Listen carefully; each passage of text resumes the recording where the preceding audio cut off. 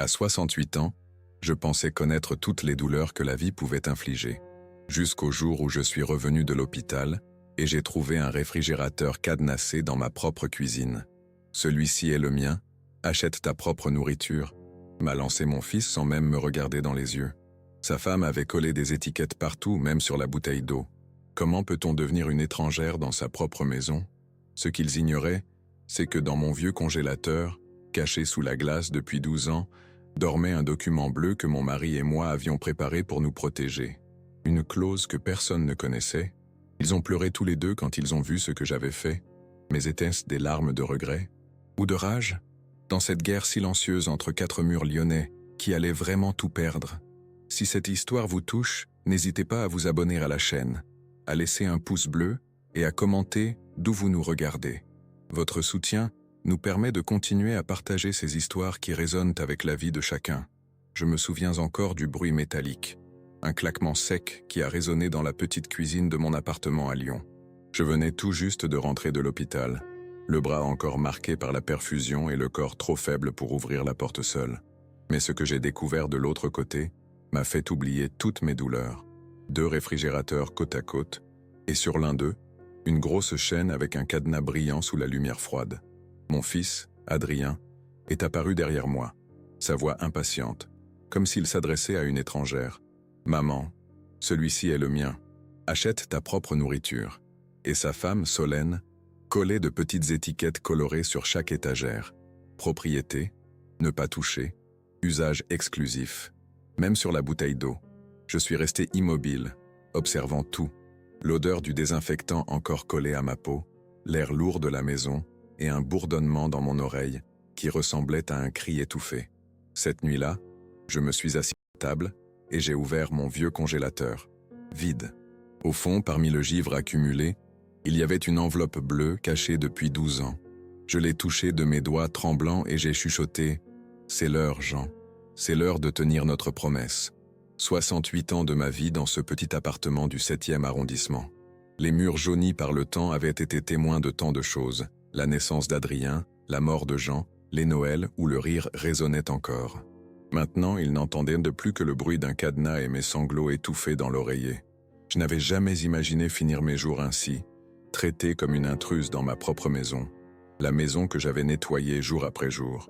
La cuisine où j'avais préparé des milliers de repas pour eux. Et maintenant, même l'eau m'était interdite sans permission. Ce soir-là, j'ai fixé longuement la photo de Jean sur ma table de chevet. Son sourire semblait différent maintenant, comme s'il savait que ce jour arriverait, comme s'il avait prévu que notre fils, élevé avec tant d'amour, pourrait un jour me traiter ainsi. J'ai ouvert le tiroir et caressé l'enveloppe bleue. À l'intérieur, notre dernière protection, notre dernier acte d'amour l'un pour l'autre. Une clause juridique que personne ne connaissait, pas même Adrien. Je n'ai jamais voulu l'utiliser, Jean, ai-je murmuré à la photo. Mais ils m'ont mise dehors tout en me gardant dedans. Ils m'ont enfermé dans ma propre vie. Le lendemain, quand Adrien et Solène sont partis travailler, j'ai pris mon vieux manteau et je suis sorti. L'air froid de Lyon m'a giflé le visage. Mais pour la première fois depuis des semaines, j'ai senti que je respirais vraiment. La décision que j'allais prendre changerait tout. Elle briserait peut-être ce qu'il restait de notre famille. Mais parfois, il faut briser pour reconstruire. Parfois, l'amour le plus profond exige les décisions les plus douloureuses. J'ai regardé une dernière fois le cadenas sur la porte du réfrigérateur avant de partir. Le métal froid reflétait la lumière du matin comme un présage. Ce que j'allais faire les ferait pleurer tous les deux. Mais leurs larmes ne seraient rien comparées à celles que j'avais versées en silence nuit après nuit. L'enveloppe était ancienne, rongée par le temps, mais portait encore le sceau du notaire Dupont, le même qui s'était occupé du testament de ma belle-sœur Marguerite. J'ai caressé le papier bleu entre mes doigts ridés. C'était comme toucher un fragment du passé, un morceau de cette vie d'avant, quand Jean était encore là, quand Adrien me regardait avec des yeux d'enfant pleins d'amour. Je l'ai posé sur ma table de nuit ce soir-là, à côté de ma tisane de tilleul qui refroidissait. La vapeur montait en volutes délicates, comme les souvenirs qui m'envahissaient. À l'intérieur de cette enveloppe dormait un document avec une clause oubliée. En cas de maltraitance ou d'exploitation financière par les héritiers, la propriété sera intégralement transférée à la Fondation Marguerite d'Aubigny, dédiée à la protection des personnes âgées sans famille. Mes mains tremblaient, tandis que je relisais ces mots pour la 100e fois. C'était mon dernier bouclier et ma dernière blessure. Mais dénoncer mon propre fils, ce même enfant que j'avais porté seul après que Jean nous ait quittés, le même petit garçon qui pleurait quand l'orage grondait et qui se blottissait contre moi, j'ai refermé l'enveloppe et je l'ai remise dans le congélateur, sous les vieux Tupperware vides et les sachets de légumes surgelés que personne ne mangeait jamais. Le bruit du cadenas sur le réfrigérateur d'à côté semblait se moquer de moi. Il résonnait dans notre petit appartement comme le tic-tac d'une horloge invisible, marquant peut-être la fin d'une époque, le début d'une autre. Cette nuit-là, j'ai à peine dormi. Par la fine cloison, j'entendais Adrien et Solène parler à voix basse.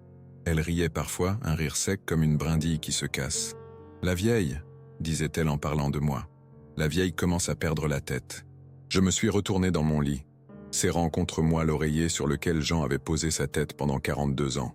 Son odeur avait disparu depuis longtemps, mais parfois, quand je fermais les yeux très fort, je pouvais encore sentir sa présence, comme une ombre bienveillante. Le matin suivant, j'ai entendu des rires dans le salon. Solène montrait des messages sur son téléphone, et Adrien disait que la vieille était confuse, encore une fois. J'ai respiré profondément et je me suis dit, si leur froid est fait pour m'isoler, le mien servira à congeler la vérité. J'ai fait mine de ne rien entendre et je suis entré dans la cuisine. Les étiquettes étaient partout maintenant, sur les tiroirs, sur les placards, même sur la petite radio qui me tenait compagnie pendant que je préparais mon café. Propriété de Solène et Adrien, proclamait-elle, comme des sentinelles de papier montant la garde. « Bonjour », ai-je dit doucement. Ils ont sursauté, comme pris en flagrant délit. Adrien a évité mon regard, mais Solène m'a fixé avec des yeux de glace. « Il reste du café ?» ai-je demandé. « Dans la cafetière commune », a-t-elle répondu, en montrant l'ancien appareil que j'avais acheté 20 ans plus tôt. « Les tasses étiquetées sont à nous. » J'ai hoché la tête et j'ai sorti du buffet une vieille tasse ébréchée, celle que Jean utilisait pour son café du dimanche. Elle n'avait pas d'étiquette. Pas encore. En versant le café, j'ai remarqué que ma main tremblait plus que d'habitude. L'âge, la colère, la peur, peut-être les trois à la fois. À 68 ans, on n'est pas censé trembler de peur dans sa propre cuisine. Je vais chez Claire aujourd'hui, ai-je annoncé en sirotant mon café. Adrien a levé la tête, surpris. Claire était ma voisine du dessus, une infirmière à la retraite, qui s'était liée d'amitié avec moi après la mort de Jean. « Pourquoi » a-t-il demandé, soudain attentif. « Pour prendre le thé, ai-je menti. C'est ce que font les vieilles dames, non » Solène a ricané. Adrien a froncé les sourcils. Il savait que je cachais quelque chose, mais il n'a pas insisté. Peut-être que quelque part, dans un recoin de son cœur, il se souvenait encore de la mère que j'avais été pour lui. Je suis monté chez Claire 1 heure plus tard, l'enveloppe bleue soigneusement glissée dans la poche de mon cardigan. Je sentais son poids contre ma poitrine, comme un secret trop lourd à porter. Claire m'a accueilli avec son sourire habituel, ses cheveux gris coupés courts, encadrant un visage marqué par les années, mais toujours lumineux. Son appartement sentait la lavande et le café fraîchement moulu. C'était l'odeur du réconfort, de la sécurité. « Odette, ma chérie, tu as l'air épuisée », a-t-elle dit en me faisant asseoir dans son fauteuil préféré, celui qui faisait face à la fenêtre, avec vue sur le Rhône. Je lui ai tout raconté. Le cadenas, les étiquettes, les mots cruels. Les larmes coulaient sur mes joues sans que je puisse les arrêter, comme la pluie d'automne sur les vitres. Claire m'écoutait sans m'interrompre, ses yeux verts assombris par une colère contenue. Quand j'ai fini, j'ai sorti l'enveloppe bleue. « C'est notre dernière volonté, à Jean et moi », ai-je expliqué. Une protection contre ce que je n'aurais jamais imaginé possible. Claire a lu le document en silence. Puis elle a posé sa main sur la mienne, ses doigts chauds enveloppant mes phalanges froides. « Tu sais ce que cela signifie, Odette ? Tu pourrais perdre ton fils. Je l'ai déjà perdu, » ai-je murmuré. Ce n'est plus mon Adrien. C'est un étranger qui porte son visage. En rentrant chez moi ce soir-là, j'ai croisé le facteur qui déposait une lettre dans notre boîte. L'enveloppe était adressée à Adrien, mais l'expéditeur m'a glacé le sang. Crédit Lyonnais, mise en demeure. Des dettes. Mon fils avait des dettes. Et soudain, le cadenas, les étiquettes, l'hostilité de Solène prenait un sens nouveau, plus sombre encore que je ne l'avais imaginé. J'ai remonté les escaliers lentement, chaque marche semblant plus haute que la précédente. À mon âge, même les escaliers familiers deviennent des montagnes à gravir. Mais ce n'était pas l'effort physique qui me pesait ce soir-là. C'était le poids de la décision que je devais prendre. L'enveloppe bleue attendait, patiente comme un juge silencieux, que je décide du sort de ma famille. 2 jours après, j'ai enfilé mon vieux manteau élimé et pris le tramway jusqu'au bureau du notaire Dupont. Le froid de novembre mordait mes joues, mais mon cœur brûlait d'une flamme que je croyais éteinte depuis longtemps. Le tramway lyonnais glissait sur ses rails, embuant les vitres de la respiration collective des passagers. Je regardais défiler les rues de ma ville, ces artères que j'avais parcourues toute ma vie. La Saône scintillait sous un pâle soleil d'hiver, indifférente au drame qui se jouait sur ses berges. Place Bellecour, une mère grondait son enfant qui pleurait. J'ai détourné les yeux, le cœur serré. Combien de fois avais-je réprimandé Adrien ici même, pour ensuite sécher ses larmes et lui acheter un pain au chocolat chez le boulanger du coin. Ces souvenirs me traversaient comme des éclairs, illuminant brièvement mon âme fatiguée avant de la replonger dans l'obscurité. Le cabinet du notaire se trouvait dans un vieil immeuble haussmannien de la presqu'île, avec ses hauts plafonds ornés de moulures et ses parquets qui craquaient sous chaque pas, comme pour rappeler le poids de l'histoire. La secrétaire, une jeune femme aux lunettes sévères, m'a fait patienter dans une antichambre où le temps semblait suspendu. Les aiguilles de la vieille horloge murale avançaient avec une lenteur délibérée, comme si elles aussi hésitaient face au choix que j'allais faire.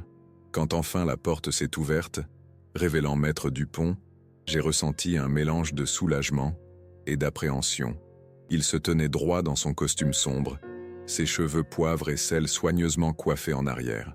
Je l'avais rencontré pour la première fois 30 ans plus tôt, lorsque Jean et moi avions rédigé notre testament.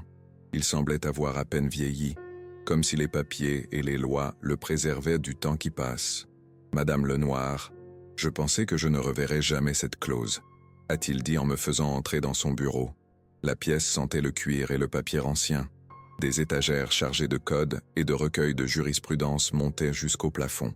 Sur son bureau en acajou, une photographie en noir et blanc de sa famille côtoyait un encrier en bronze que je me souvenais avoir déjà vu lors de ma dernière visite, quand Jean était encore vivant.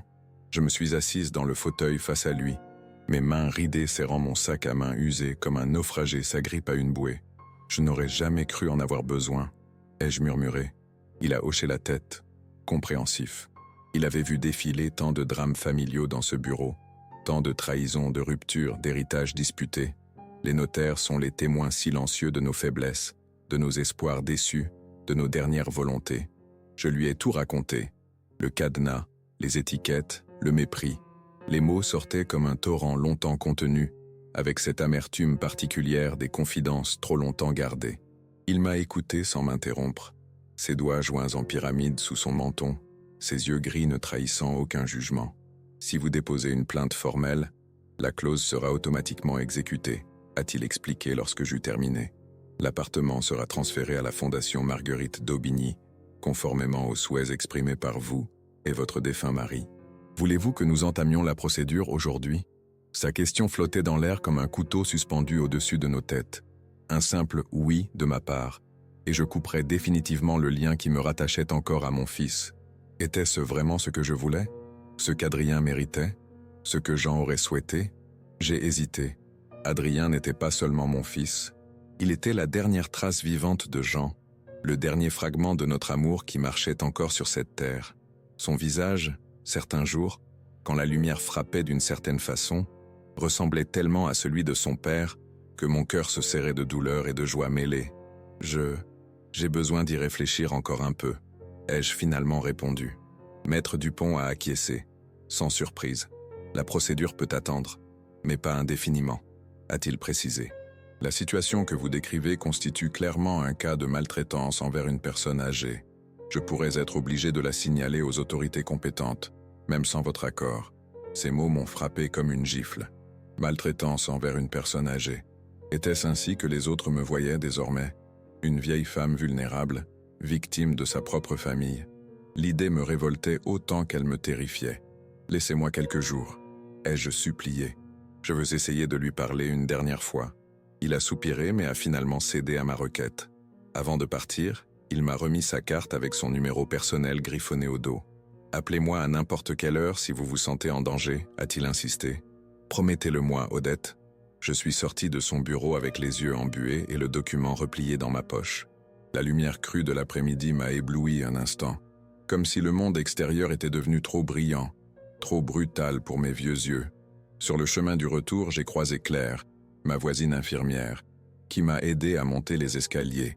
Elle portait son uniforme blanc sous son manteau entrouvert, revenant probablement de son service à l'hôpital Édouard Herriot. Ses gestes étaient ceux d'une femme habituée à soutenir, à soulever, à prendre soin.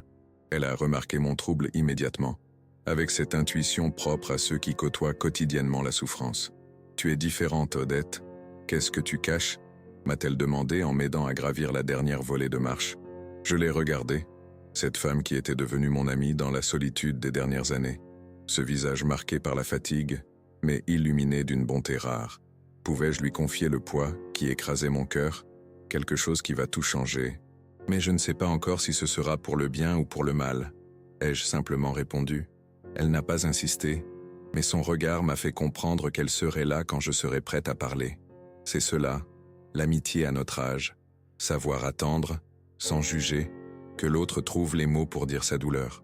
Cette nuit-là, allongé dans mon lit étroit, j'ai fixé le plafond où dansaient les ombres des voitures qui passaient dans la rue.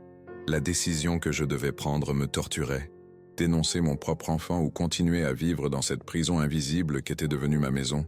Je me suis tourné vers la photo de Jean sur ma table de nuit. Dans l'obscurité, son sourire semblait presque vivant. « Que ferais-tu à ma place ?» lui ai-je murmuré. « Montre-moi le chemin, mon amour. » Mais seul le silence m'a répondu, et le tic-tac régulier de ma vieille horloge, battant comme un cœur mécanique dans la nuit lyonnaise. Solène a répandu de nouvelles étiquettes dans tout l'appartement. Désormais, elles ornèrent les armoires, les assiettes, même les chaises. De petits rectangles colorés, comme des confettis de possession, délimitant les frontières invisibles de notre guerre domestique. « Si tu ne respectes pas les limites, tu les apprendras par la force », disait-elle en collant une nouvelle étiquette sur la cafetière que Jean m'avait offerte pour nos 20 ans de mariage. Ses doigts fins et ses ongles parfaitement manucurés contrastaient avec la brutalité de ses gestes. Elle portait toujours ses bagues imposantes qui cliquetaient contre les surfaces comme un avertissement constant. Toc, toc, toc. Le son de ses bagues sur le comptoir de la cuisine me rappelait le bruit du marteau d'un juge prononçant une sentence. Adrien assistait à tout cela en silence, les épaules affaissées comme s'il portait un fardeau invisible. Il se tenait en retrait, appuyé contre l'encadrement de la porte, son regard fuyant le mien. Il avait maigri ces dernières semaines, je l'avais remarqué. Ses joues s'étaient creusées, laissant apparaître les pommettes saillantes qu'il tenait de son père. Sous ses yeux, des cernes violacées trahissaient des nuits sans sommeil. Je faisais semblant de ne rien voir, mais chaque étiquette collée était comme une lame s'enfonçant dans ma chair. Je préparais mon café du matin dans un silence pesant, évitant soigneusement de toucher aux objets marqués. Mes mouvements étaient devenus mécaniques, calculés pour occuper le moins d'espace possible. Je me faisais petite, transparente, comme si en m'effaçant je pouvais atténuer leur colère. Un matin, alors que je nettoyais la table après leur départ, j'ai remarqué un papier oublié. Il se cachait sous la salière, comme un secret mal gardé. Je l'ai saisi avec précaution. Ce n'était pas une étiquette, mais un reçu. Facture, crédit personnel, signature, eau, le noir. Mon sang s'est glacé dans mes veines. C'était mon nom, ma signature. Mais je n'avais jamais contracté de crédit. Mes mains se sont mises à trembler si violemment que j'ai dû m'asseoir. La lumière matinale qui filtrait à travers les rideaux jaunissait le papier, révélant des chiffres qui dansaient devant mes yeux. Une somme importante, trop importante. J'ai plié soigneusement le reçu et l'ai glissé dans la poche de mon tablier. Ce vieux tablier fleuri que je portais depuis si longtemps que les couleurs s'étaient estompées, comme mes souvenirs de jours meilleurs. La journée s'est écoulée lentement, chaque heure pesant comme une pierre sur ma poitrine. J'ai préparé le dîner machinalement, coupant les légumes avec cette précision que donnent des décennies passées au même geste. Le couteau frappait la planche à découper avec un rythme régulier, comme le tic-tac d'une horloge comptant les secondes qui me séparaient d'une confrontation inévitable. Adrien est rentré tard ce soir-là. J'ai entendu la porte claquer, puis ses pas lourds dans le couloir. Il est passé devant la cuisine sans me regarder, s'enfermant dans sa chambre. Solène n'était pas avec lui. J'ai fini de préparer le potage aux poireaux qu'il aimait tant enfant, y ajoutant une pincée de muscade comme Jean me l'avait appris. Les odeurs familières emplissèrent la cuisine, créant l'illusion éphémère d'un foyer normal, aimant. Mais le cadenas sur la deuxième glacière brillait sous la lumière, me rappelant cruellement la réalité.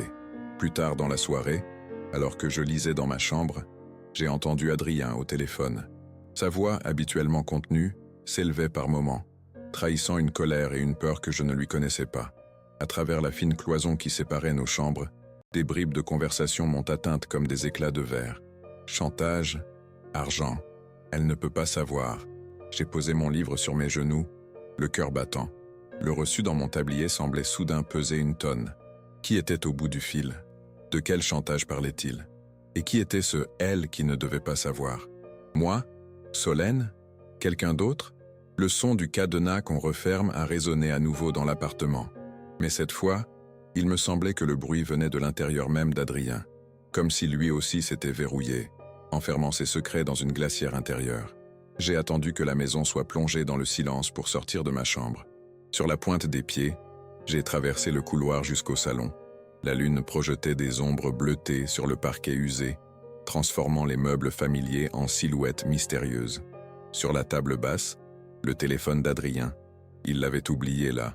Ou peut-être l'avait-il abandonné délibérément, comme on se débarrasse d'une arme compromettante. J'ai hésité. Fouiller dans ses affaires, c'était franchir une ligne, briser ce dernier fil ténu de confiance qui nous reliait encore. Mais n'avait-il pas déjà rompu tous les liens en m'humiliant ainsi? Mes doigts ont effleuré l'appareil. L'écran s'est illuminé, révélant un message non lu d'un certain M. Juste 4 mots qui ont fait chavirer mon monde. Dernière chance, demain midi. J'ai reposé le téléphone exactement comme je l'avais trouvé et suis retourné dans ma chambre, le cœur battant si fort que j'avais l'impression qu'il résonnait dans tout l'appartement. Cette nuit-là, j'ai sorti l'enveloppe bleue du congélateur et l'ai placée sur ma table de chevet, à côté de la photo de Jean. Les deux objets se faisaient face comme les deux faces d'une même pièce. L'amour et la protection, la tendresse et la fermeté. Le lendemain matin, j'ai observé Adrien avec un regard neuf. Sous ses airs distants, j'ai perçu une nervosité que je n'avais pas remarquée auparavant. Ses mains tremblaient légèrement en tenant sa tasse de café. Il consultait sa montre toutes les 5 minutes. Midi approchait et avec lui cette dernière chance mentionnée dans le message. « Tout va bien, Adrien ?» ai-je osé demander. Il a sursauté comme si je l'avais giflé. « Bien sûr. Pourquoi ça n'irait pas ?» a-t-il répondu trop rapidement, évitant toujours mon regard. Sa voix avait ce tremblement particulier que je connaissais depuis son enfance, celui qui trahissait ses mensonges. Quand il avait 8 ans et qu'il niait avoir cassé le vase de Limoges hérité de ma mère, sa voix tremblait exactement de la même façon. Je n'ai pas insisté. J'ai simplement posé ma main sur la sienne, brièvement. Il l'a retirée comme s'il s'était brûlé, mais pas avant que je ne sente à quel point sa peau était moite. Mon fils avait peur. Et soudain, malgré tout ce qu'il m'avait fait subir, malgré les humiliations et les cadenas, j'ai senti cette inquiétude maternelle, ce besoin viscéral de le protéger qui ne m'avait jamais quitté. Mais comment protéger quelqu'un qui vous rejette? Comment aider un homme qui vous traite comme une étrangère dans votre propre maison? L'enveloppe bleue semblait m'appeler depuis ma chambre. Une solution radicale, définitive, une rupture. Mais aussi, peut-être, un nouveau départ. Ce soir-là, quand la porte d'entrée a claqué signalant le retour d'Adrien, j'ai perçu immédiatement que quelque chose avait changé. Son pas était différent, plus léger, presque soulagé. Dans la cuisine, le son du cadenas qu'on ouvre, puis qu'on referme. Et puis, pour la première fois depuis des semaines, sa voix s'adressant directement à moi. « Maman, tu es là ?» Le lendemain matin, alors que je préparais mon thé à la menthe habituelle dans la cuisine silencieuse, des coups énergiques ont retenti à la porte. J'ai sursauté, renversant quelques gouttes d'eau bouillante sur le comptoir. Nous recevions rarement des visites, surtout à cette heure matinale. J'ai ouvert la porte pour découvrir Claire, le visage grave, ses cheveux gris rassemblés en un chignon strict qui accentuait la sévérité de son expression. Elle portait sa blouse d'infirmière sous son manteau entrouvert. « Odette, il faut que tu viennes avec moi à l'hôpital. C'est au sujet de Solène », a-t-elle annoncé sans préambule. Son ton ne laissait place à aucune question. J'ai saisi mon manteau et mon écharpe, le cœur battant la chamade. Qu'était-il arrivé à ma bru? Un accident? Une maladie? Malgré tout ce qu'elle m'avait fait subir, l'inquiétude m'a submergé instantanément. C'était étrange comme les liens familiaux persistaient, même distendus par la douleur et les humiliations. Le trajet jusqu'à l'hôpital Édouard Herriot s'est fait dans un silence pesant. Claire conduisait sa petite Citroën avec cette assurance tranquille qui caractérisait tous ses gestes. Par la vitre, Lyon défilait sous un ciel bas et gris, typique des matinées de novembre. Les platanes du boulevard des Belges avaient perdu presque toutes leurs feuilles, leurs branches nues tendues vers le ciel comme des doigts implorants. « Qu'est-ce qui se passe, Claire ?» ai-je finalement demandé, incapable de supporter plus longtemps ce silence chargé d'appréhension. « Je préfère que le médecin t'explique lui-même », a-t-elle répondu en serrant le volant un peu plus fort. « Ce n'est pas à moi de… » Elle a laissé sa phrase en suspens, mais j'ai perçu dans sa voix une émotion qu'elle tentait de maîtriser. Claire, toujours si professionnelle, si composée, semblait ébranlée. Cette constatation n'a fait qu'accroître mon inquiétude. L'hôpital nous a accueillis dans son ventre de béton et d'antiseptique. Nous avons traversé des couloirs aux murs d'un vert pâle délavé, croisé des brancardiers poussant des patients au visage tiré, des infirmières affairées portant des plateaux de médicaments. Cet univers m'était familier, trop familier. J'y avais accompagné Jean durant les derniers mois de sa vie quand le cancer le dévorait de l'intérieur, puis j'y étais revenu pour ma propre hospitalisation, 3 semaines auparavant.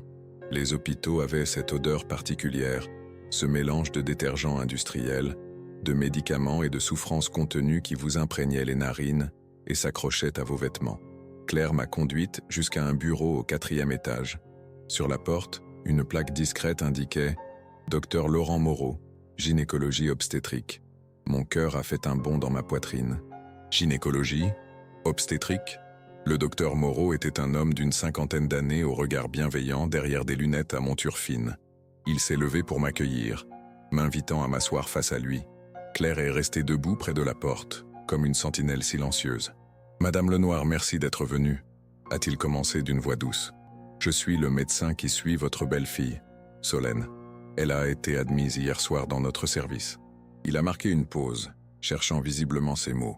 J'ai serré mon sac à main contre moi comme pour me protéger de ce qui allait suivre. « Solène est enceinte, Madame Lenoir, de presque 4 mois. » La nouvelle m'a frappé comme un coup en pleine poitrine. « Enceinte ? Solène attendait un enfant ? Mon fils allait devenir père ? J'allais être grand-mère ? Mais pourquoi est-elle hospitalisée ?» ai-je balbutié, la gorge nouée. Le médecin a joint ses mains sur son bureau, son visage s'assombrissant. « Elle présente des complications, une menace d'accouchement prématuré. Son état est stable pour l'instant mais préoccupant. Le fœtus est en souffrance. » Les mots tournoyaient dans ma tête comme des feuilles mortes emportées par le vent. Solène, enceinte, complications, souffrance. Votre fils est avec elle actuellement, a poursuivi le médecin. Il nous a expliqué que vous n'étiez pas au courant de la grossesse. Ils ont préféré attendre vu les antécédents. Il a laissé sa phrase en suspens, mais j'ai compris immédiatement. Les antécédents. Les 2 fausses couches précédentes de Solène, dont personne ne m'avait parlé. Des secrets de famille, des douleurs cachées, des espoirs brisés en silence. Tout semblait soudain prendre un sens différent. L'irritabilité de Solène, ses sautes d'humeur, les étiquettes, le cadenas, la peur de perdre encore un enfant, la tension permanente, l'angoisse, le besoin désespéré de contrôler son environnement quand son propre corps menaçait de la trahir. Rien n'excusait sa cruauté, mais au moins, je commençais à la comprendre. « Puis-je la voir ?» ai-je demandé, la voix tremblante d'émotion. Le médecin a consulté sa montre. « Les visites commencent dans une demi-heure. Vous pourrez la voir à ce moment-là si elle l'accepte. » Si elle l'accepte. Ces 3 mots résonnaient comme un glas. J'étais devenue une étrangère pour ma propre famille, au point qu'on doutait qu'elle veuille me voir dans un moment aussi critique. Claire m'a accompagné à la cafétéria de l'hôpital pour attendre l'heure des visites. Le café était trop fort, trop amer, mais sa chaleur m'a réconforté. Autour de nous, d'autres visiteurs attendaient leur tour. Certains le visage marqué par l'inquiétude, d'autres affichant un optimisme de façade. Nous étions tous unis dans cette communauté éphémère de l'attente et de l'espoir. « Tu savais ?» ai-je demandé à Claire. « Pour la grossesse ?» Elle a hoché la tête lentement. « Le secret médical, Odette. » Je ne pouvais rien dire. Solène venait régulièrement à l'hôpital pour ses contrôles. Je l'ai croisée plusieurs fois, mais elle m'a fait promettre de ne pas t'en parler. J'ai baissé les yeux sur mes mains ridées, ces mains qui avaient bercé Adrien, qui avaient tenu celles de Jean jusqu'à son dernier souffle, et qui maintenant tremblaient d'impuissance. Quand je suis finalement entré dans la chambre de Solène, j'ai été frappé par sa pâleur. Elle semblait si jeune et si vulnérable dans ce lit d'hôpital, relié à des machines qui émettaient des bips réguliers. Son ventre formait une petite bosse sous le drap. Adrien était assis à son chevet, tenant sa main. Il a levé la tête à mon entrée, ses yeux rougis par les larmes ou l'insomnie. peut-être les deux. Maman, a-t-il murmuré, comme s'il redevenait soudain le petit garçon qui avait besoin de réconfort après un cauchemar. Je me suis approché doucement, craignant d'être rejeté. Mais à ma grande surprise, Solène m'a tendu sa main libre, ses yeux brillants de larmes contenues. « Je suis désolée », a-t-elle chuchoté, « pour tout. » Je l'ai prise dans mes bras, avec précaution, comme on tient quelque chose de précieux et de fragile. J'ai senti ses larmes mouiller mon épaule, son corps secoué de sanglots silencieux. Quand je suis rentré à l'appartement ce soir-là, j'ai regardé différemment la géladière cadenassée, les étiquettes, tous ces symboles de division et de méfiance. Ils me semblaient maintenant les manifestations désespérées d'une peur profonde, la peur de perdre, encore. J'ai ouvert mon vieux congélateur et en ai sorti l'enveloppe bleue. Je l'ai posée sur la table de la cuisine, bien en évidence, à côté d'une tasse de thé encore fumante. Au matin, Adrien a trouvé l'enveloppe ouverte sur la table de la cuisine. Le soleil de novembre, pâle et timide, se glissait par la fenêtre, illuminant le papier bleu d'une lueur presque surnaturelle. Il était rentré tard dans la nuit, après être resté au chevet de Solène, jusqu'à ce que les infirmières l'obligent à partir. Je l'avais entendu se traîner jusqu'à sa chambre, ses pas lourds résonnant dans l'appartement silencieux. Je préparais du café quand il est entré dans la cuisine, les cheveux en bataille, les yeux encore gonflés de sommeil. Il a remarqué l'enveloppe immédiatement. Comment aurait-il pu ne pas la voir? Elle trônait au centre de la table comme une accusation muette, comme une bombe à retardement attendant d'exploser. Il s'est figé sur le seuil, son regard allant de l'enveloppe à moi, puis de nouveau à l'enveloppe. Une expression de panique a traversé son visage, si rapide que j'aurais pu la manquer si je n'avais pas été sa mère, si je n'avais pas appris à lire chaque nuance de ses émotions depuis qu'il était un nourrisson dans mes bras. « Qu'est-ce que c'est » a-t-il demandé, sa voix rauque de fatigue. Je lui ai tendu une tasse de café sans répondre. Il l'a prise machinalement, ses yeux ne quittant pas l'enveloppe. « Assieds-toi, Adrien » ai-je dit doucement. Il est temps que nous parlions. Il s'est laissé tomber sur une chaise, comme si ses jambes ne pouvaient plus le porter. Dehors, la vie de Lyon s'éveillait progressivement. Le bruit des voitures sur les pavés, le tintement lointain du tramway, les voix des premiers passants. Notre petit drame familial n'était qu'une goutte dans l'océan des existences qui nous entouraient, et pourtant, à cet instant précis, il me semblait que le monde entier retenait son souffle. Il a saisi l'enveloppe d'une main tremblante et en a sorti le document. Ses yeux ont parcouru les lignes, s'arrêtant sur les passages soulignés, sur la signature de Jean et la mienne au bas de la page. Son visage a pâli au fur et à mesure de sa lecture, comme si chaque mot lui soutirait un peu de vie. « La maison, vous allez donner la maison » a-t-il crié tombant à genoux, le document froissé dans son poing serré. Sa réaction m'a surprise par sa violence. J'ai reculé d'un pas, renversant presque ma tasse. Jamais, même dans nos pires disputes, je n'avais vu une telle détresse dans ses yeux. C'était un désespoir nu, brut, presque animal. C'était le souhait de ton père, ai-je expliqué calmement, malgré mon cœur qui battait la chamade. Si nous étions maltraités dans notre vieillesse, la propriété serait transférée à la Fondation Marguerite d'Aubigny. C'est dans notre testament depuis 12 ans. Mais c'est notre maison, a-t-il bégayé. Notre héritage. Comment avez-vous pu... La maison a été construite avec amour, Adrien. Et vous l'avez verrouillée avec la peur. Maintenant, elle a besoin d'air, pas de cadenas. Mes paroles semblèrent venir d'ailleurs, comme si ce n'était pas vraiment moi qui parlais, mais une sagesse accumulée au fil des années, des déceptions, des deuils. La voix de Jean, peut-être, mêlée à la mienne. Adrien s'est effondré sur une chaise, le document toujours serré dans sa main. Des larmes coulaient librement sur ses joues, creusant des sillons dans la barbe naissante qui assombrissait son menton. Il ressemblait tellement à son père à cet instant. La même ligne de mâchoire, la même façon de plisser le front quand il souffrait. « Tu ne comprends pas » a-t-il murmuré, si bas que j'ai dû me pencher pour l'entendre. « La dette, l'oncle Marcel. Explique-moi alors. » ai-je insisté en m'asseyant face à lui, nos genoux se touchant presque. Et il m'a tout raconté. Comment l'oncle Marcel, le frère cadet de Jean, les avait piégés dans un engrenage infernal de dettes et de menaces. Comment il avait utilisé la détresse de Solène après ses fausses couches pour lui extorquer de l'argent, lui promettant des traitements miracles, des médecins spécialisés. Comment, lorsqu'il n'avait plus pu payer, il avait suggéré à Adrien de contracter des crédits en mon nom, profitant de ma confiance aveugle pour falsifier ma signature. Il a dit qu'il dénoncerait Solène pour fraude si on ne continuait pas à payer, a expliqué Adrien, ses mots entrecoupés de sanglots. Il a menacé de la faire expulser, de la renvoyer en Belgique. Elle n'a pas encore la nationalité française, et avec son passé, Solène avait apparemment un casier judiciaire en Belgique, pour des délits mineurs commis dans sa jeunesse. Une information qu'elle avait cachée à tout le monde, même à Adrien jusqu'à récemment. Une épée de Damoclès au-dessus de sa tête, que Marcel agitait sans scrupule. Et le cadenas? Les étiquettes? Ai-je demandé, essayant de comprendre comment nous en étions arrivés là. Adrien a baissé les yeux, honteux. C'était son idée à elle, pour se protéger, pour contrôler quelque chose quand tout lui échappait. La grossesse, les menaces, les dettes. Elle perdait pied, maman. Nous perdions pied tous les deux. À ce moment précis, la porte d'entrée s'est ouverte. Solène se tenait sur le seuil, pâle comme un fantôme, soutenue par Claire.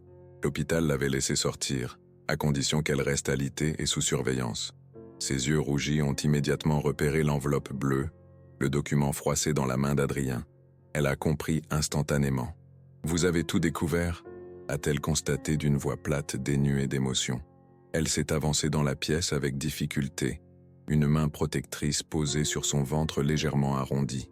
Claire l'a aidée à s'asseoir sur le canapé, puis s'est discrètement éclipsée, nous laissant seuls face à notre drame familial. Solène a tenté de parler, mais les mots semblaient se coincer dans sa gorge.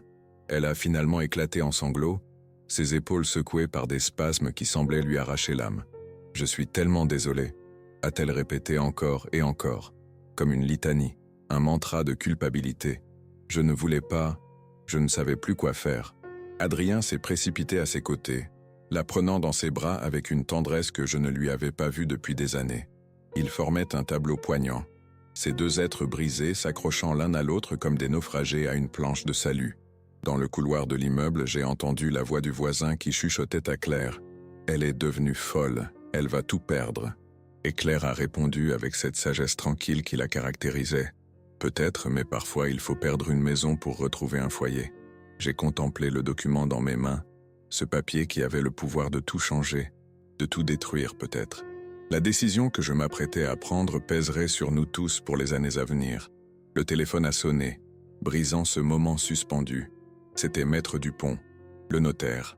Il attendait ma réponse. « Madame Lenoir, dois-je enclencher la procédure de transfert de propriété ?»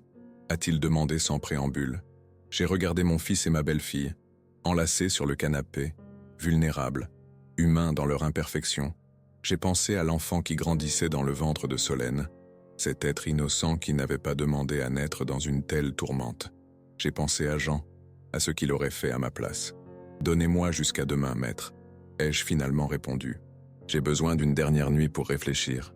En raccrochant, j'ai senti un poids immense se soulever de mes épaules. Quelle que soit ma décision finale, j'avais au moins gagné le droit de respirer encore un peu, de peser chaque option, chaque conséquence. Dehors, la pluie s'est mise à tomber, lavant les rues de Lyon de leur poussière et de leurs secrets. Dans notre petit appartement, 3 âmes meurtries attendaient que l'orage passe, incertaines de ce que l'aube apporterait. Le jour de l'audience est arrivé, enveloppé dans la brume matinale de Lyon.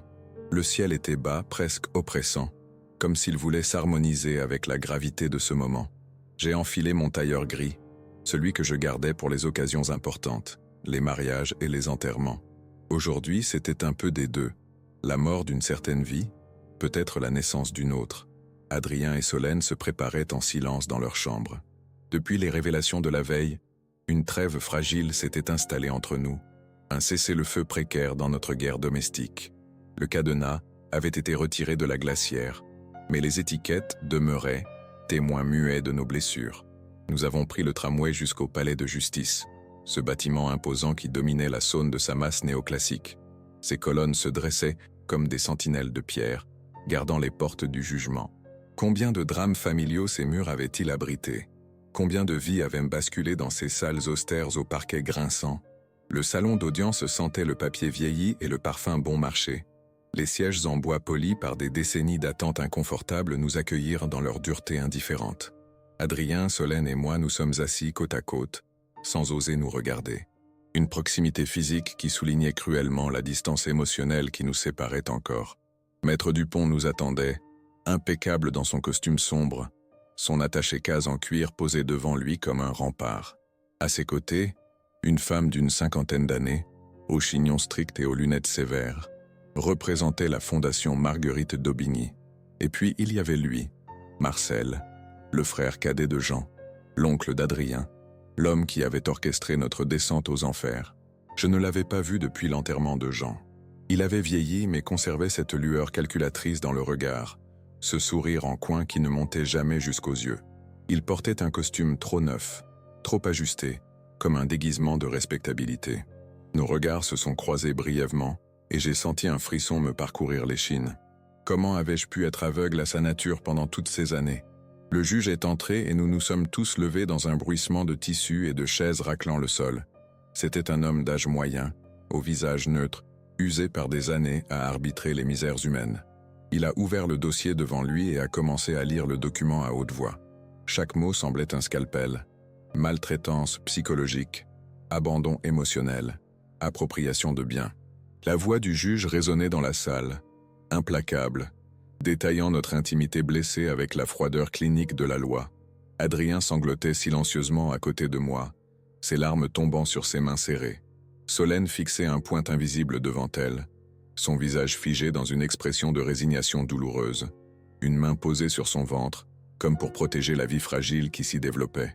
Je regardais droit devant moi, essayant de ne pas me laisser submerger par l'émotion. Je pensais à Jean, à ce qu'il aurait ressenti en voyant notre famille ainsi déchirée, exposée dans sa fragilité, lui qui avait toujours préservé notre dignité, notre unité.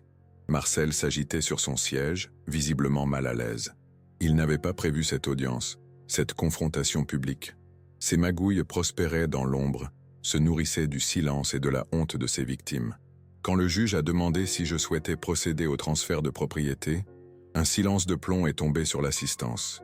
Tous les regards se sont tournés vers moi, attendant ma sentence. Ce moment que j'avais tant redouté était enfin arrivé, et pourtant, je me sentais étrangement calme, comme détaché de moi-même. J'ai respiré profondément, savourant cet instant suspendu entre deux mondes. Le poids de 50 ans de vie semblait s'alléger sur mes épaules, me rendant soudain plus légère, plus lucide. Oui, ai-je finalement répondu, mais avec une condition, je souhaite continuer à y vivre, jusqu'au dernier jour de ma vie. Le juge a hoché la tête, notant ma requête. Adrien a baissé la tête, acceptant la défaite. Mais ce n'était pas fini. J'avais une autre carte à jouer, une dernière manœuvre que personne n'avait anticipée. J'aimerais également porter plainte contre Marcel Lenoir, ai-je ajouté d'une voix claire qui m'a surprise moi-même. Pour extorsion, chantage et falsification de signature. Un murmure a parcouru l'assistance. Marcel s'est levé d'un bond, le visage déformé par la colère et la peur. « C'est ridicule !» a-t-il crié. « Cette vieille femme est sénile. Elle ne sait pas ce qu'elle dit. » Le juge a frappé son marteau, réclamant le silence. Maître Dupont a sorti de son attaché-case un dossier que je lui avais confié la veille, toutes les preuves que nous avions rassemblées contre Marcel, les reçus, les menaces écrites, les relevés bancaires, les témoignages. Nous demandons également un examen graphologique des signatures sur les contrats de crédit, a précisé mon avocat, et une enquête approfondie sur les activités financières de M. Marcel Lenoir. Le visage de mon beau-frère s'est décomposé, passant de la colère à l'incrédulité puis à une peur nue. Il a cherché une échappatoire mais les portes étaient regardées. La toile qu'il avait tissée autour de nous se retournait maintenant contre lui. « C'est un complot !» s'est-il écrié, cherchant des alliés dans la salle. « Ils veulent me faire porter le chapeau. » Mais sa voix sonnait faux, même à ses propres oreilles. Le juge l'a fait taire d'un geste sec. L'audience a été suspendue pour que le tribunal examine les nouvelles preuves. Nous sommes sortis dans le couloir, chancelant comme des rescapés d'un naufrage. Adrien s'est approché de moi, hésitant, comme un enfant qui craint d'être repoussé. « Pourquoi n'as-tu rien dit ?» a-t-il demandé doucement. « Pourquoi avoir attendu jusqu'ici ?» J'ai regardé mon fils, ce visage si semblable à celui de son père, ses yeux qui me suppliaient de comprendre, de pardonner peut-être, parce que je voulais que vous voyiez, ai-je répondu simplement, que vous voyiez jusqu'où nous étions tombés, et que vous choisissiez de vous relever par vous-même. Solène s'est avancée à son tour, son visage baigné de larmes mais étrangement apaisé, comme si un poids immense venait d'être soulevé de ses épaules. « Vous nous sauvez » a-t-elle murmuré. « Après tout ce que nous vous avons fait ?» J'ai secoué la tête, refusant sa gratitude. Ce n'était pas une question de sauvetage ou de sacrifice. C'était simplement la justice, l'équilibre rétabli dans notre petit univers déséquilibré. Quand nous sommes rentrés dans la salle d'audience, le juge avait pris sa décision. La maison serait effectivement transférée à la Fondation Marguerite d'Aubigny, mais avec un droit d'usage et d'habitation à vie pour moi. Une enquête serait ouverte contre Marcel pour extorsion et abus de faiblesse. Quant à Adrien et Solène, ils devraient suivre un programme de médiation familiale et rembourser progressivement les dettes contractées en mon nom. En sortant du tribunal, la pluie avait cessé. Un timide rayon de soleil perçait les nuages, illuminant les toits de Lyon d'une lumière dorée. Nous sommes rentrés à pied, traversant le vieux Lyon en silence, chacun absorbé dans ses pensées. Les pavés humides brillaient sous nos pas, comme un chemin nouvellement lavé. Ce soir-là, j'ai senti le poids de 50 ans s'envoler de mes épaules. Pas comme un fardeau dont on se débarrasse, mais comme une leçon enfin apprise, intégrée dans la chair et l'âme. Quelques semaines plus tard, un camion de la Fondation Marguerite d'Aubigny s'est garé devant notre immeuble. C'était un matin de décembre, le premier où la neige saupoudrait les toits de Lyon, transformant la ville en une carte postale d'hiver.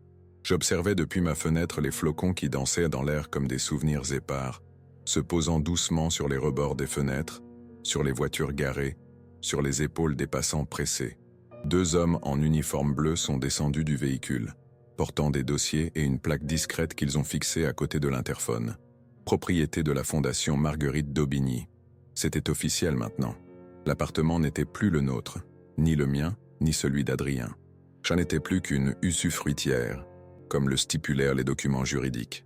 Un mot froid pour désigner celle qui avait pourtant imprégné ces murs de sa vie pendant plus d'un demi-siècle. Claire est venue prendre un café ce matin-là. Ses yeux vifs ont immédiatement remarqué les changements.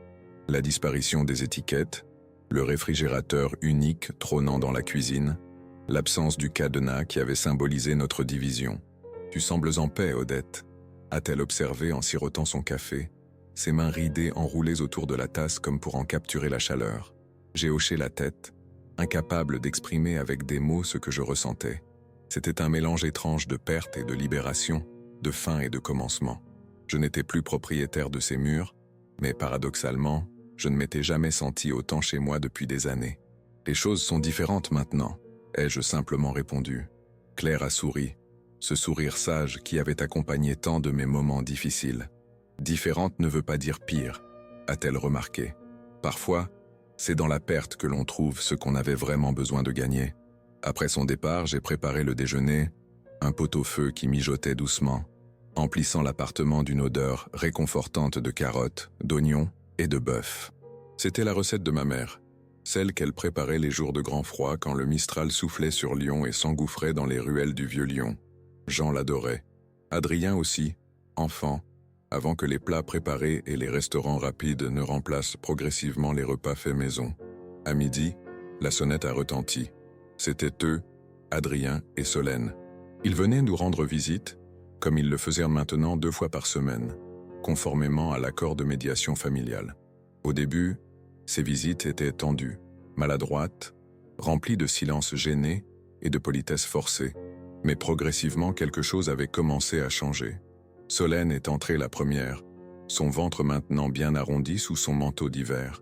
Elle portait un petit bouquet de chrysanthèmes blancs, mes fleurs préférées. Adrien la suivait, portant un sac en papier qui dégageait une odeur délicieuse de pâtisserie fraîche. « Des pralines de chez voisin », a-t-il annoncé en me tendant le sac. Je me suis souvenu que tu les aimais. Ce petit geste m'a touché plus que je ne saurais le dire. Il s'était rappelé. Après toutes ces années, après toute cette douleur, il se souvenait encore de ces petits détails qui font une vie. Nous avons déjeuné ensemble, dans un silence confortable, entrecoupé de conversations légères. Adrien parlait de son nouveau travail.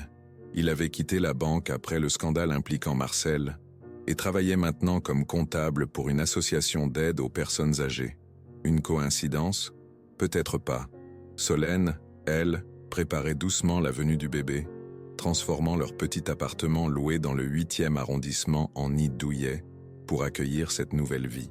Après le repas, alors qu'Adrien aidait à débarrasser la table, un geste qu'il n'avait pas fait depuis son adolescence, Solène m'a prise à part. « Je voulais vous montrer quelque chose », a-t-elle murmuré, sortant de son sac une petite image en noir et blanc. L'échographie de la semaine dernière. C'est une fille. Elle me l'a tendue avec une hésitation touchante, comme une offrande de paix. J'ai pris l'image entre mes doigts tremblants, contemplant ce petit être flou qui flottait dans un univers liquide. Cette promesse de futur qui transcendait nos querelles passées. Nous pensons l'appeler Marguerite, a ajouté Solène doucement, comme votre belle-sœur, et comme la Fondation, pour ne jamais oublier ce qui s'est passé, mais aussi pour honorer ce qui a été sauvé. Les larmes me sont montées aux yeux, brouillant ma vision. J'ai serré Solène dans mes bras, avec précaution, sentant son ventre rond contre le mien, un pont entre les générations, entre le passé et l'avenir. Ce soir-là, après leur départ, je suis restée longtemps assise dans mon fauteuil préféré, celui qui faisait face à la fenêtre et offrait une vue sur les lumières de Lyon qui s'allumaient une à une dans le crépuscule hivernal. J'ai ouvert mon vieux réfrigérateur et en ai sorti la même enveloppe bleue, maintenant vide. J'y ai glissé une feuille de papier sur laquelle j'avais écrit une phrase qui me hantait depuis quelque temps. L'amour sans respect devient invasion. Le respect sans amour devient glace. Seuls les deux ensemble peuvent réchauffer un foyer. J'ai replacé l'enveloppe dans le réfrigérateur non plus comme une arme ou une menace, mais comme un rappel. Un témoignage de ce que nous avions traversé et de ce que nous avions appris. La nuit était tombée complètement maintenant. Dans les rues en contrebas, les Lyonnais rentraient chez eux, pressés de retrouver la chaleur de leur foyer. J'ai pensé à tous ces appartements, toutes ces vies qui se déroulaient en parallèle de la mienne, toutes ces histoires de familles avec leurs joies et leurs peines, leurs amours et leurs trahisons. J'ai pensé à Jean, à ce qu'il aurait dit de tout cela. Je l'imaginais hocher la tête avec ce demi-sourire qui n'appartenait qu'à lui, me disant sans mots qu'il approuvait, que parfois il faut perdre quelque chose pour comprendre sa vraie valeur, que parfois il faut briser pour mieux reconstruire. En fermant les rideaux sur la nuit lyonnaise, j'ai perçu le son léger du moteur du réfrigérateur, ce ronronnement régulier, presque imperceptible, qui accompagnait mes jours et mes nuits depuis tant d'années. Un son que j'avais cessé d'entendre à force d'habitude, mais qui maintenant résonnait à mes oreilles, comme une musique familière, le son du quotidien, le son de la vie qui continue, imperturbable, le son de la paix revenue à la maison. Dehors, la neige continuait de tomber, recouvrant Lyon d'un manteau blanc et silencieux, effaçant les traces du passé, préparant une page vierge pour les histoires à venir. Dans quelques mois, le printemps reviendrait et avec lui, une nouvelle Marguerite fleurirait dans notre famille. La roue tournait, inlassablement. Et moi, Odette Lenoir, 68 ans, ancienne propriétaire devenue usufruitière, j'avais enfin compris que posséder des murs ne fait pas un foyer, que parfois c'est dans le dépouillement que l'on trouve la plus grande richesse, que parfois c'est en perdant qu'on gagne vraiment. L'histoire d'Odette nous rappelle que parfois, les batailles familiales les plus douloureuses se livrent dans le silence de nos cuisines, autour d'objets du quotidien devenus symboles de guerre. Une géladière cadenassée peut enfermer bien plus que de la nourriture. Elle peut emprisonner des années d'amour, de sacrifices et d'espoirs brisés. Mais que feriez-vous si vos propres enfants vous traitaient comme une étrangère dans la maison que vous avez bâtie avec amour? Prendriez-vous, comme Odette, le risque de tout perdre pour retrouver votre dignité? Dans notre quête de possession et de contrôle, nous oublions souvent l'essentiel. L'amour sans respect devient invasion, le respect sans amour devient glace. Et seuls les deux ensemble peuvent vraiment réchauffer un foyer. La sagesse d'Odette nous enseigne qu'il existe une différence fondamentale entre posséder des murs et construire un foyer. Que parfois, c'est dans le dépouillement que l'on trouve la plus grande richesse, et que les vrais liens familiaux ne sont pas scellés par des titres de propriété, mais par des actes quotidiens de respect et d'amour. Si cette histoire vous a touché, n'oubliez pas de vous abonner à notre chaîne, de partager cette vidéo et de nous raconter en commentaire si vous avez déjà dû choisir entre l'amour et la justice au sein de votre famille. Vos expériences pourraient éclairer ceux qui traversent des épreuves similaires. Et souvenez-vous, dans chaque famille se cache une histoire qui mérite d'être écoutée, comprise et peut-être même pardonnée.